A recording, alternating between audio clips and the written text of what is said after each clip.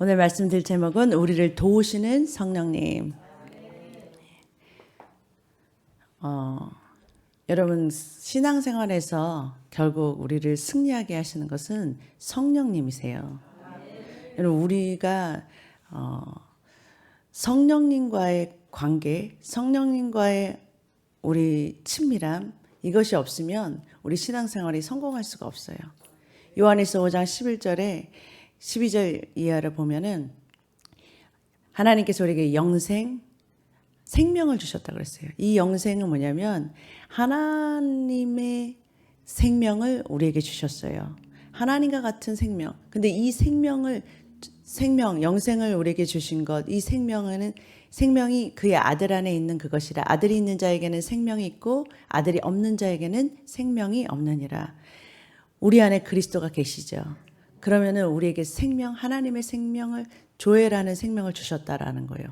그 조회라는 생명은 어떤 생명이냐면 다시 하나님과 교제할 수 있고 관계할 수 있는 생명이다라는 거예요.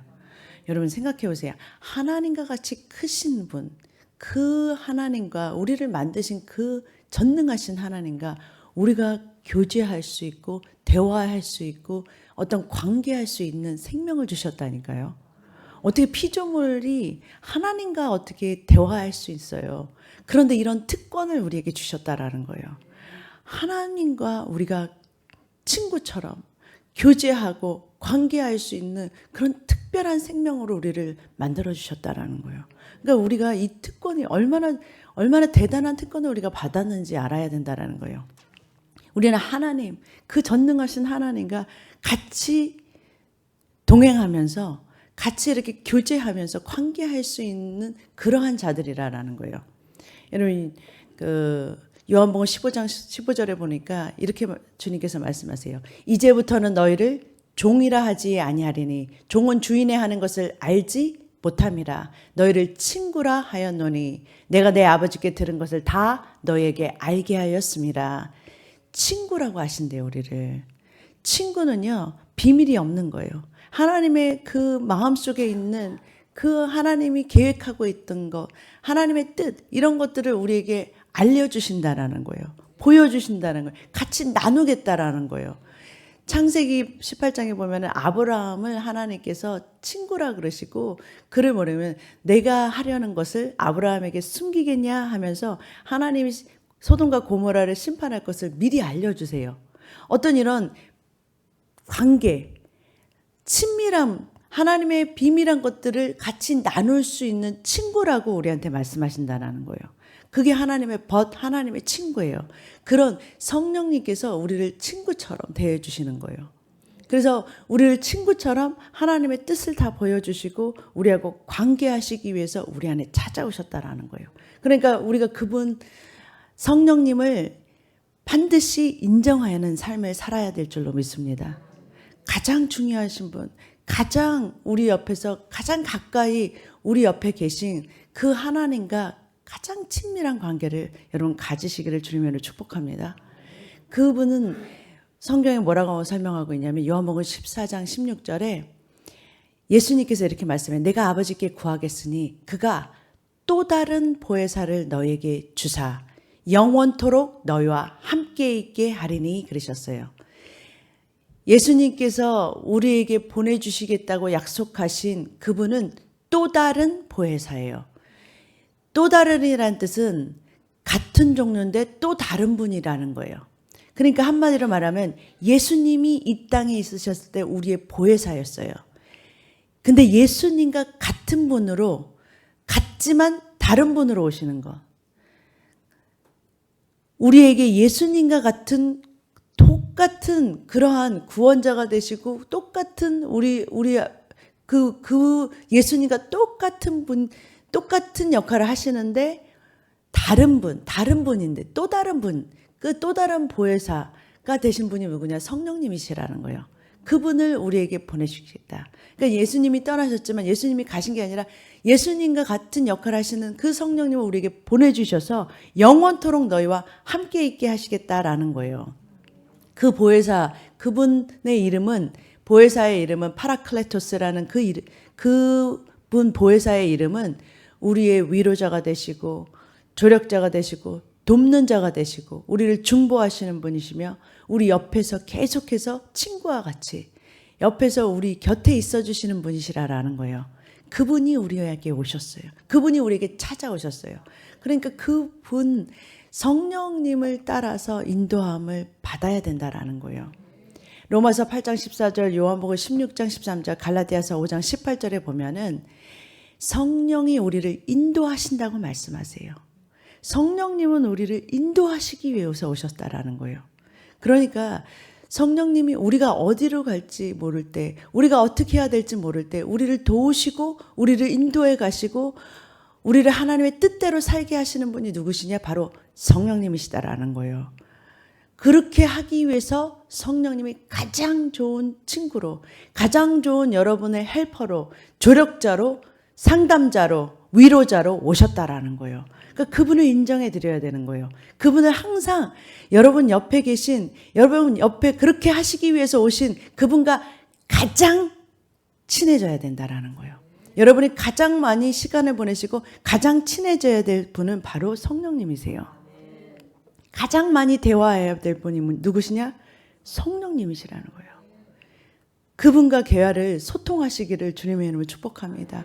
성령님과 소통하셔야 돼요. 성령님은 우리를 반드시 뭐예요? 가르쳐 주시고 생각나게 하시고 인도해 주신다고 말씀하셨어요.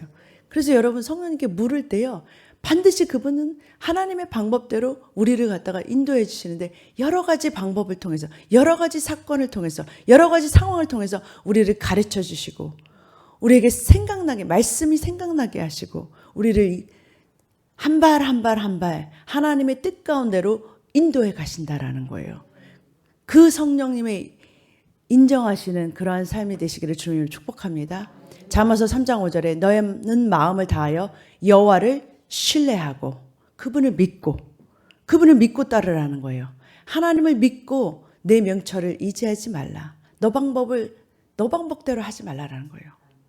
우리의 방법, 우리의 생각은 항상 틀릴 수 있어요.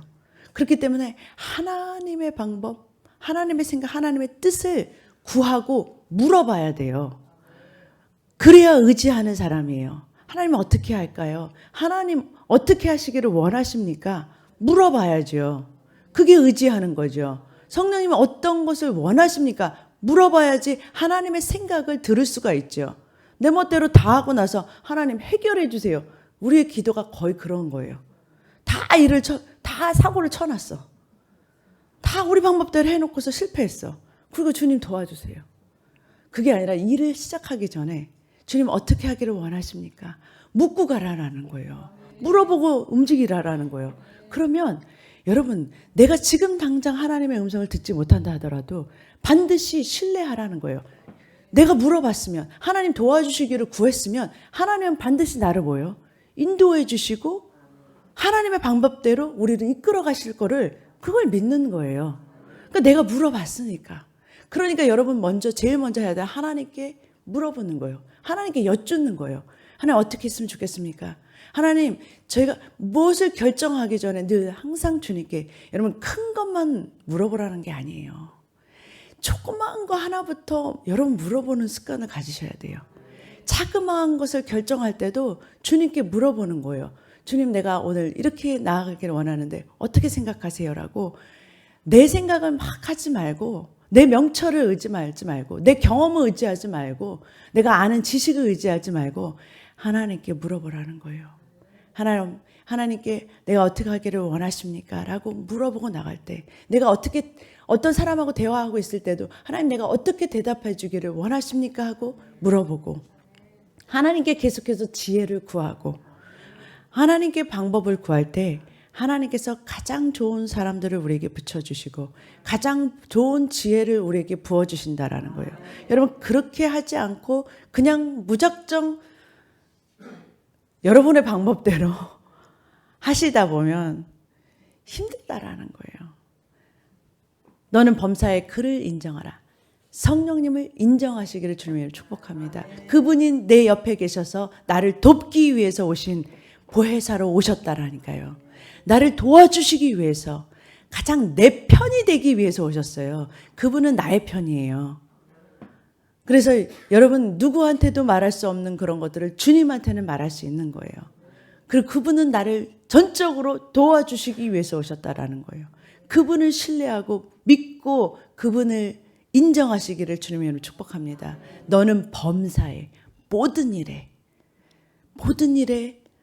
성령 하나님을 인발부시켜야 하는 거예요. 그분을 모든 너의 삶에 다 그냥 크고 작은 모든 것에 성령님을 초청하세요.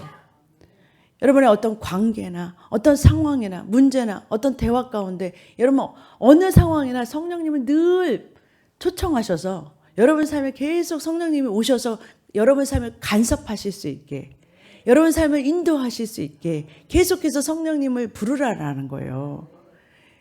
여러분 주의 이름을 부르는 자는 구원을 얻으리라. 주님을 계속해서 부르다 보면 여러분 삶의 크고 작은 것에 구원을 이뤄요. 크고 작은 문제가 그냥 너무 자연스럽게 해결이 돼요. 그리고 왜냐하면 그분은 여러분의 길을 지도해 주신다고 약속하셨으니까 여러분이 어떻게 나아갈 바를 다 하나님께서 다 하나하나 다 준비하시고 있다라는 거예요. 그 하나님과 가장 친밀한 관계를 가지시기를 주님의 이름으로 축복합니다. 그분은 우리를 어떻게 하시냐?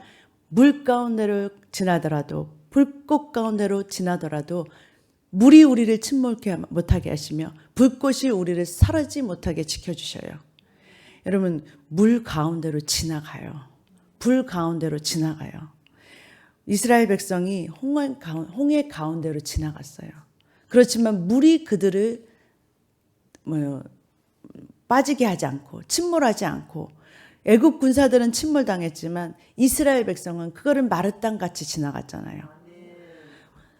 다니엘과 세 친구가 불 속으로 들어갔어요. 던지어졌어요. 풀무불로. 그렇지만 그들이 뭐예요?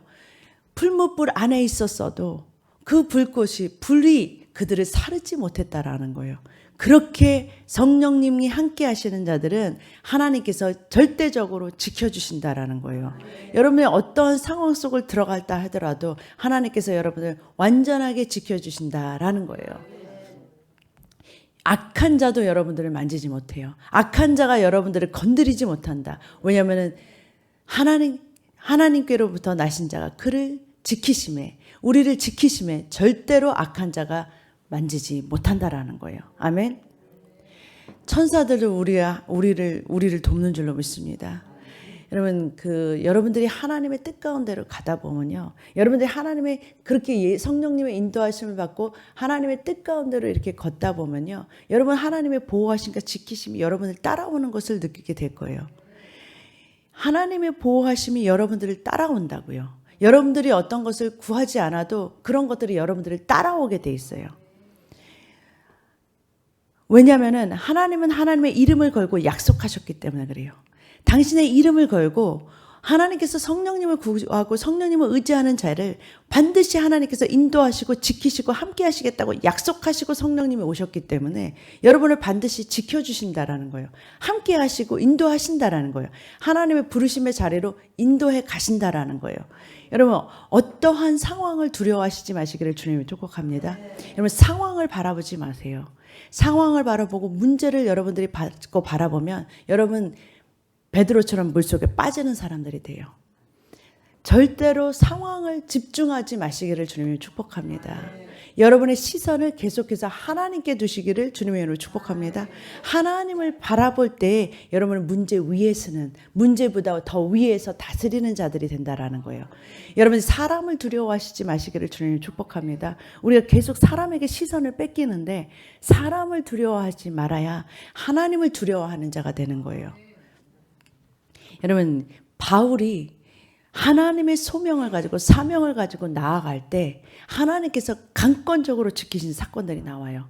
그 중에 하나가 뭐냐면 이 하나님의 일을 하는 바울을 죽이겠다고 40명이 숨어서 바울이 이렇게 감옥에 있었잖아요. 근데 감옥에 있는 바울을 잠깐 재판하러 나오기만 하면 암살할 준비를 다 그들이 어떻게 준비하냐면 바울을 죽이지 전까지는 자기들은 먹지도 않고 마시지도 않는다라고 결단을 하는 거예요. 그런 계획을 하고 있는 것을 이렇게 하나님께서 어떤 이 바울의 사촌을 통해서 알게 하세요. 그래서 그 바울의 감옥에 있는 높은 사람한테 그것을 알려줘요. 그러니까 이 사람이 천부장이 바울을 지키기 위해서 막 자기 부하들을 막 불러서 이제 왜냐면 바울이 이제 로마의 시민권자니까 그를 안전하게 로마로 우송하기 위해서 이 죄인 하나를 움직이는데 죄인 하나를 우송하는데 보병, 기병, 창병, 그러면 말 타는 사람, 창을 가지고 있는 사람, 그리고 이렇게 데리고 이렇게 지키는 사람들을 200명, 70명, 200명을 갖다가 토탈 470명을 바울을 지키기 위해서 아니 대통령도 이렇게 많은 사람들이 지키지 않을 거예요. 죄인이에요. 감옥에 있는 죄인을 이렇게 무사히 로마까지 보내게 하기 위해서 이렇게 지켜가면서 갔다니까요. 여러분 생각해 보세요. 하나님의 복음을 전하고 간다 그러니까 그냥 로마로 나는 하나님의 복음을 전하라고 로마로 간다라고 바울은 그냥 선포했어요. 하나님이 나를 로마로 보내실 거죠. 그런데 하나님은 알아서 뭐예요? 그 로마로 가는 길을 그렇게 안전하게 보호하신다니까요. 로마로 가는 길이 그냥 어떻게 해서든지 로마로 가면 되잖아요. 안전하게 지켜서 로마로 가시는 거예요. 생각해 보세요. 죄인의 신분이면 어때요? 하나님께서 그를 통해서 그냥 안전하게 로마까지 이렇게 다 준비해 놓으셨다니까요. 배가 파손되더라도 완전하게 뭐예요? 하나님은 로마로 가게 하기 위해서 모든 것을 다 완전하게 지키시는 그런 것들을 보잖아요. 절대 죽지 않잖아요, 바울이. 로마로 가기 전까지. 하나님의 복음을 완수하기까지 하나님의 그 사역을 다 마칠 때까지 하나님께서 눈동자처럼 그를 지키시잖아요. 여러분과 저도 똑같이 그렇게 하신다는 거예요. 성령님이 그렇게 하신다라는 거예요. 그렇게 지켜주신다라는 거예요. 여러분 필요한 거 하나님 왜 안 채워주시겠어요? 하나님의 사역을 하러 여러분들이 나가겠다고 하나님의 뜻을 이루겠다고 성령님과 함께 동행하는 그런 자들이라면 여러분에게 필요한 것이 신분이면 하나님께서 왜 신분이라는 것 그 신분증 하나를 안 주시겠냐고요.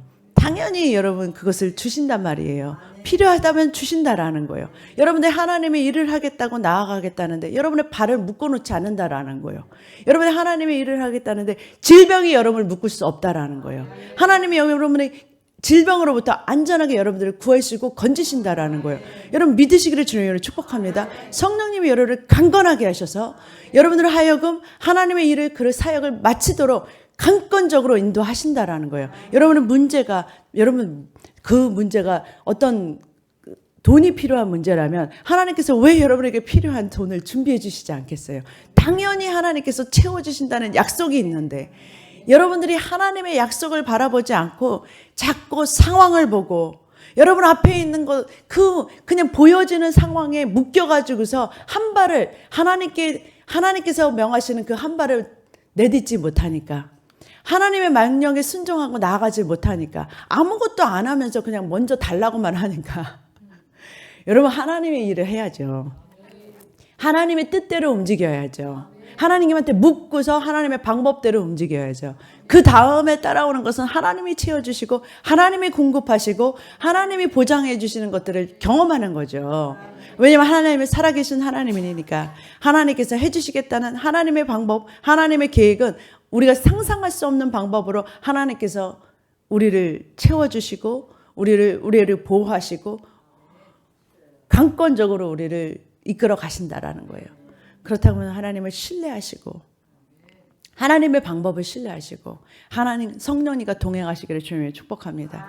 예수님도 이 땅에 계실 때는 예수님 혼자 일하시지 않고 성령님과 함께 동역하셨다라고 말해요.